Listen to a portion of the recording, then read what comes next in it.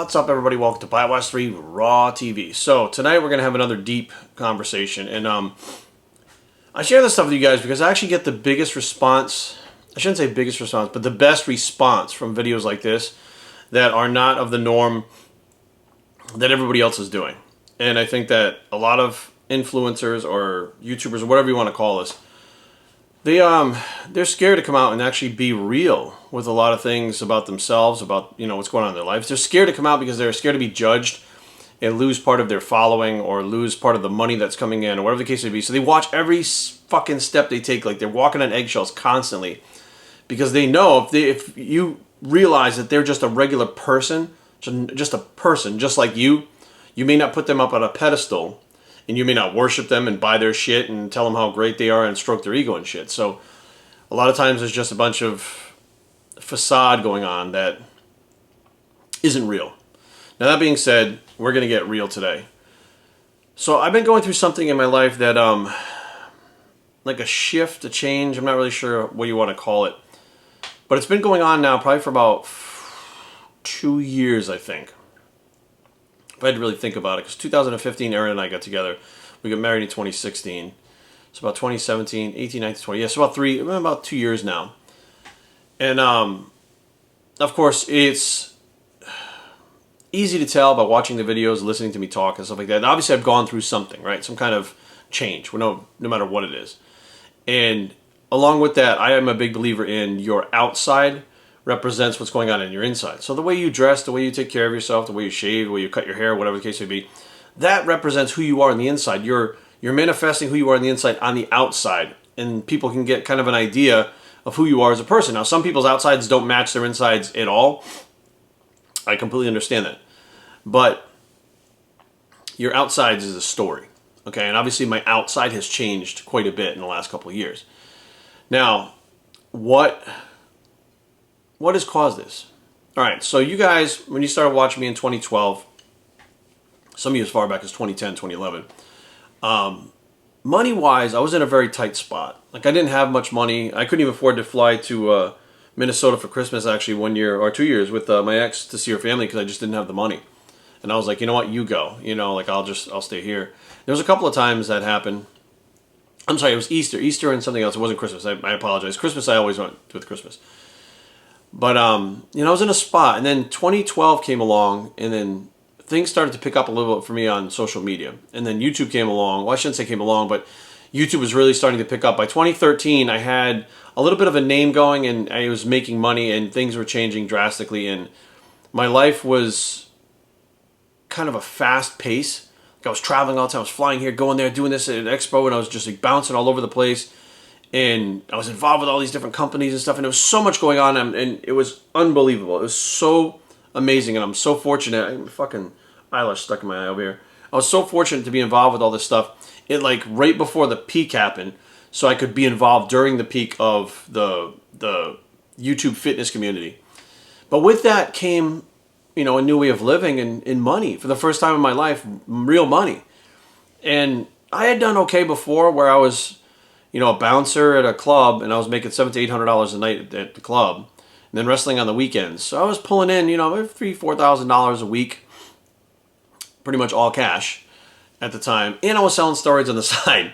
So I was doing well at one point when I was younger, and then, of course, that just all went to shit. But the bottom line is, I got the heroin problem came in, and everything went to shit. Bottom line is, I went back to being square one, boom, nothing again, and it was that way for a while, and I struggled. But I still remembered, like, growing up in my household, my mom would tell you we weren't poor. That she would like, we weren't poor.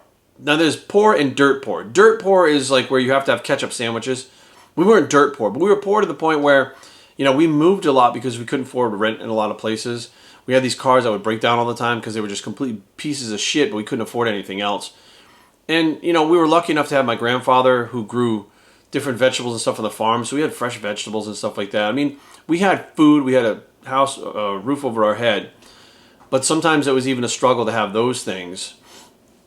And moving constantly was very hard. And I grew up saying to myself, like, I wonder what the other life is like. I wonder how the other half lives. I wonder what it's like to not have to worry about money.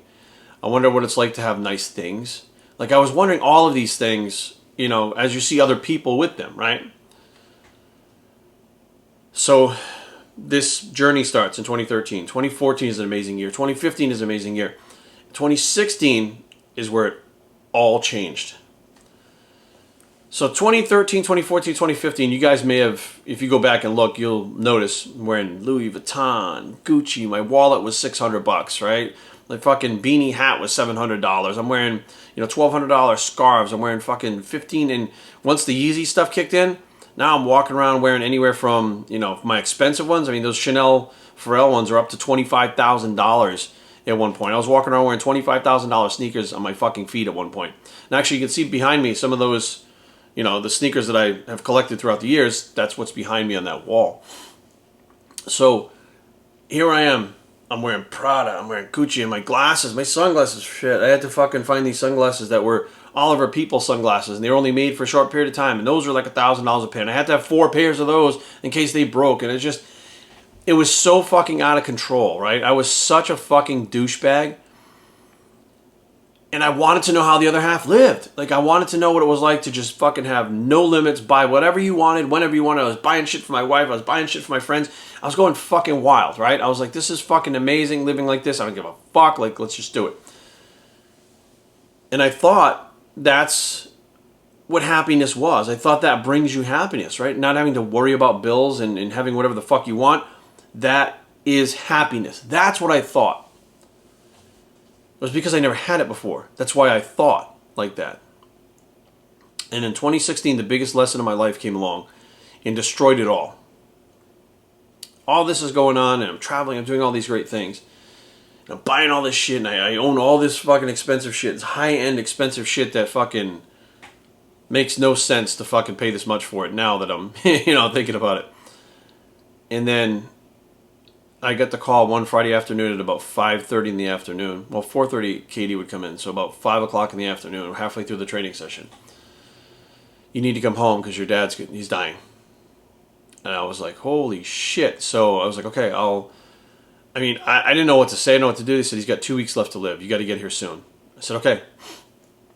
I was training Katie, and I was going to plan on finishing the session. She says, please just go home, be with Erin, make your arrangements, do what you got to do. You know, like, she totally understood, and I could see she was visibly upset for me. So I get home. Erin had booked the flight for me for Monday. This was Friday. And I'm like, man, my dad's going to die. Like, I don't know. What am I going to say? What am I going to do? I don't know, how do I approach this, right? And then it was starting to make sense. I was like, I'm in a spot right now that money can't get me out of, right? All the designer shit in the world, it's not going to get me out of. Well, fuck, now what do I have to do? I have to fucking nut up. I have to fucking ante up, and I have to go fucking do this unbelievably horrible thing, which is saying goodbye to my dad. That was Friday at about 5:30 p.m., about 5 p.m. Saturday, less than 24 hours later, I get a call, 11 a.m. in the morning, my mom. You need to get home sooner. Monday's not going to cut it. Your father took a turn for the worse overnight, and he's not going to make it. So you have to get here. So now I'm like, holy shit. I'm like, okay, now that's 11 a.m. Even if I had packed my shit right then, got to the airport, right, it would have taken me, even if I could get a flight at that time, you know, whatever time it was, the soonest I could get it, even if I flew out right that second, 11, 12, I would have gotten to the airport, taken off, landed, got my luggage. By 1 p.m., my phone rang. It was my brother. Hey, Dad's gone. I said, what? He said, Dad's gone. He passed away about 20 minutes ago. I'm here at the hospital with Mom and Auntie Lori and Uncle Richie and Auntie Belle. And I just hung up on him. I didn't know how to feel. I was in shock. I was in pain. I was in, like, every emotion and feeling you could think of, I felt. And I sat at the table, my dining room table with my wife, and I just cried. And Brady came over and he pushed his body and his head against me. Like, he was trying to comfort me. Aaron was trying to comfort me. We were all just a fucking mess. And that's where it changed. In that moment, right that second, money didn't matter. You know, all my designer shit didn't matter. Nothing mattered except my dad. And I realized that none of that shit was going to bring him back. And none of that shit could console me. It couldn't make me feel better. It was completely fucking useless and worthless at that point. All I had was me, my wife, and my dog, and that was it. And that was a fucking eye-opener. That was a huge fucking eye-opener. One that took me a while to, you know, because of course I had to go through the process of losing my dad, but at the same time trying to understand this life that I've created for myself, this life that I've built for myself, doesn't really fucking matter. It does not fucking matter. All the expensive clothes and the trips and the fucking jewelry, it doesn't fucking matter. Like, it just simply doesn't fucking matter when you learn what really matters to you. Now, I do believe it's a very shallow point in my life. It was a very selfish point in my life. It was a douchebag point in my life. I was a fucking douchebag. I look at it now and I do believe that there were people that I was judging because I had more money than them. There was things that I was saying that I was looking down on people because I had more money than them. Because I had created something that they had never had. And I forgot that that's where I came from. I forgot who I was. I forgot that I was the person struggling when me and my ex broke up and I didn't have any money in the bank and I didn't have a place to live and I had $12 left on my account and I had to buy food for me and my 2 dogs at the time, so I bought their food and bought myself cans of tuna. Like, I forgot that way of living. I forgot that life. I forgot what it was like to not have a car and have to either give somebody give you a ride or walk or whatever you got to do to get there, right? I'd walk outside, I'd take a bus to the metro, get on the metro, go to DC, fucking get off that walk. I forgot that life. I forgot who I was. I forgot the lessons that I learned. I forgot it all. I traded it all for what I thought was leaving it behind and becoming something more of what you see on social media, what you see on TV, what you see in the movies. These successful people dripping in all the fucking designer shit. And that's who I was. And I was like, what the fuck? Like, it was like this battle because I had built and created this life myself that I always wanted, or I thought I always wanted. And once I got there, it wasn't me anymore. It was no longer me. It was some fucking new guy. It was a douchebag. And I can't believe that fucking, you know, my wife stayed with me. I can't believe who I was being and how I was. And no one ever gave me any shit for it. Like, my wife didn't, my friends didn't. They saw me doing things and spending money and buying shit that was just fucking stupid. And they were just like, I don't know. And I had an excuse, though. Right? My excuse was, well, I know what it's like to be poor. And I grew up like that. I just want to know what it's like and what it feels like to have nice things and not worry about money. I want to feel that.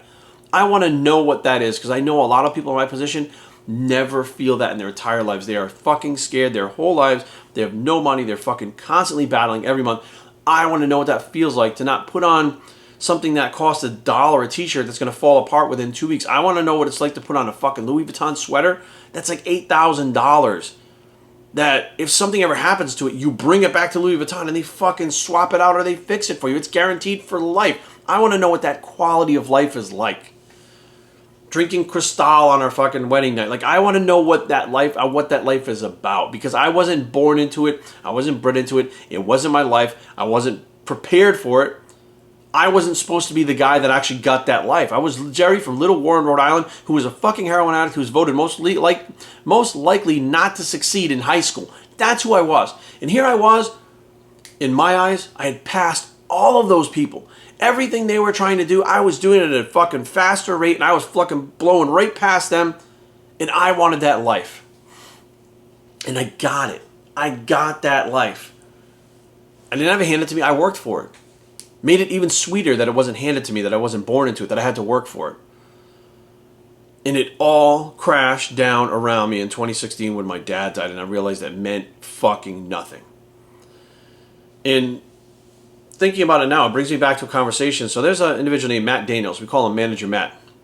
He's well known in the fitness industry. He actually manages, and now I think he's got Regan Grimes. He's got a bunch of people. So he's managed Phil Heath. He's managed Jay Cutler. He's the fucking man, you know, when it comes to this shit. He knows how to get shit done in the fitness industry, and he's a good friend of mine. And we were out in, I think it might have been Houston or maybe Dubai. I don't know where we traveled the world pretty much together, and we had this conversation. We'd have breakfast sometimes. We'd eat late night sometimes, like whatever, we would meet up, whatever.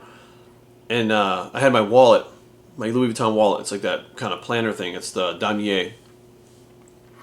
And I had it on the table, and he said, "Oh man," he's like, "I got the matching luggage to that." I was like, "You do?" And I look, and he's got this backpack. It's like a Cutler Athletics backpack. I think it's ISO bag made it, I think, or something like that. And he's like, "Yeah." He goes, "I don't even fucking use it anymore." He's like, "I don't give a shit." He's like, "What's the fucking point?" He's like, "They take your suitcases and they fucking toss them on the fucking plane and they ruin them." He's like, "Why am I going to take a $10,000 suitcase and have it fucking?" He goes, "I got all this fucking luggage just sitting in fucking storage, doing nothing." He's like, "I don't even give a fuck about it." He's like, it doesn't fucking matter." And this is going back before my dad died, so I'm listening to him talk, and there's somebody who, the same fucking realization, right? He bought the luggage, which means at some point he wanted to feel what it feels like to be successful and have those things, or what people deem successful, right? But then when you get there and you have it, and you're like, "I'm still not happy. I'm not satisfied. Like something is fucking missing. Like something is missing." And I thought this would be it. This would be my time. This would be the happiest I ever be in my life because I have all the shit that I want and I can buy anything that I want. And it didn't fucking matter. It doesn't matter. It's not that you no longer want it. You realize you no longer value it. That was the eye opener. And I'll be honest with you guys, it was very hard for me to go, but I've built all this and I have chased all of this my whole life. I have chased this life trying to build it my entire life, and I'm finally here at 40 years old. And I don't want to be here. I don't want it. Now what? Like, what am I supposed to do? Right? And then the thing goes through your head, like, what the fuck am I going to do? Like, what's going to make me happy, right? And then you realize that you're always reaching for that next thing, that next pound on the scale, whether you're going up or down, that next car, the next pair of sneakers that are coming out, the fucking next movie that's coming out. You're always wanting more. By nature, we want more in America. This is not every fucking country. In America, our values are more shit, consume more. The more shit you have, the more fucking successful you are. The more people that like you, the more happy you are. What? That's the formula. And it's fed to us by the fucking social media. What we see on TV, they're constantly trying to sell us fucking more and more expensive shit so they can make money. So they have all these people that fucking look like they have these great lives and they fucking have that shirt or that hat or whatever the fuck is going on. And you get it, you look in the mirror, you're like, "Wow, I look just like them. I don't fucking feel like them." You do for a minute. You do it until you go out in the world, you realize nobody gives a fuck about your shirt. Nobody gives a fuck about your hat. Nobody gives a shit about your fucking wallet. Matter of fact, most people look at it and go, "It's a fucking $900 wallet? What the fuck, dude? What's wrong with you?" Like, most people have that reaction to it. The people that are really into material things and are conceited and have big egos, they fucking applaud you for it. They're like, "Oh, awesome, man. Yeah, I have the same one." Like, you wind up being around people that you realize are not good people. They don't have their own shit together. They don't know what values are. They have no fucking clue. They're doing the same thing you're doing, and eventually they're going to come to the same conclusion that you have. That it doesn't make you happy, and this shit means nothing. Their lesson is just coming in a different way. Maybe it's not a dad dying. Who knows what the fuck it is? But bottom line is, you learn very quickly that when it really comes down to brass tacks, sometimes you look around and you don't realize what you have, right? So I looked around and I said, man, I've built these relationships throughout the years. I have some really good, close friends in the fitness industry, out of the fitness industry. I have an amazing wife who's smart, she's pretty, she's fun, she's fucking everything. I have a dog who's unbelievable. This dog is fucking so good. He's so smart. It's fucking off the charts. Like, I can't explain to you. I've had many dogs. He's so smart. He's so much like a human. And all he does is just fucking care for us. Like, he just loves us. And we take care of him like a kid. And I have a family. I have a fucking family. A real family in front of me. And I'm chasing things? What the fuck? My mom is still alive. She has cancer. She has stage 4 cancer. We don't know. She's supposed to be already gone by now. She's still here. Money can't buy that time I've had with her. You can't buy things with the conversations that I've had with my mom in the last 6 months. I learned from my dad's death that things like the time I have left with my mom are important and irreplaceable, and there is no monetary value to it. They are you cannot put a price on these things in your life that you already have. We have an amazing place that my wife and I own. We drive great cars that are reliable. right? We have our date night at our favorite restaurant every fucking week for the last 5 fucking years. Like, what the fuck am I doing chasing these things? What is the point? I mean, it's not going to attract her, right? She's already here with me. She's known me since fucking 12 years ago when I was dirt poor and had nothing. And she didn't give a fuck. My friends have known me that whole time, and they don't give a fuck whether I have money, I don't have money. They don't give a fuck whether I'm wearing Gucci or I'm wearing fucking Reebok or Tom's shoes or whatever the fuck. Or Birkenstocks at this point because I'm all hippied out. It really did open my eyes, my dad's death, and it made me take stock of my values and the things that I was doing, and you start wondering, would my dad be proud with the life that I was living? And I think he was proud with the success that I had, but my dad was a simple man. I don't mean simple like he was stupid. I mean, he was simple as in he didn't need a lot. He needed his family, he needed food. He needed milk and cookies because he was really into milk and cookies, but he didn't need a whole lot. You know, he had TV shows, he had my mom, he had me and my brother. He had our different dogs throughout time. He built things, he liked to build things, and it didn't need to be, you know, these huge expensive projects. It's just maybe a little shelf or something with some spare wood. That's how my dad lived his life, and he never reached for more. And I always wondered why. Like, you know, my dad was a military police. Like, he could have done so many different things, right? My mom, same thing. They never reached for more because they had everything that they really wanted and cared about. And everything else was just fucking noise. It was just fucking noise. It didn't matter. We drive these fucking beater cars that were pieces of shit. My father was hurt at work and they got a settlement. They went and bought a Dodge Neon.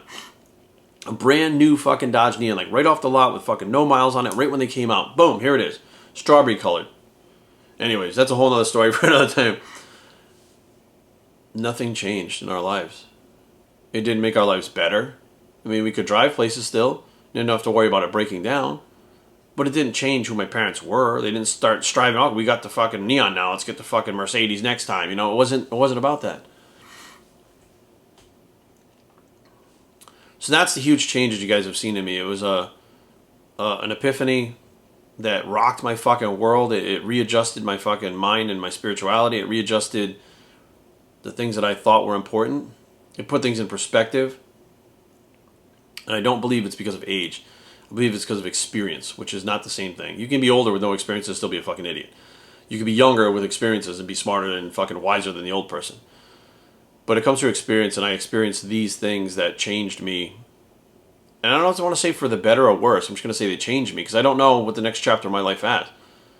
But I know now when I look at that Louis Vuitton beanie that's a $700 beanie hat, I go, why? You know? Why? I'll wear these $35 pair of sunglasses that I have that I love. I have thousands of dollars worth of sunglasses I don't even touch.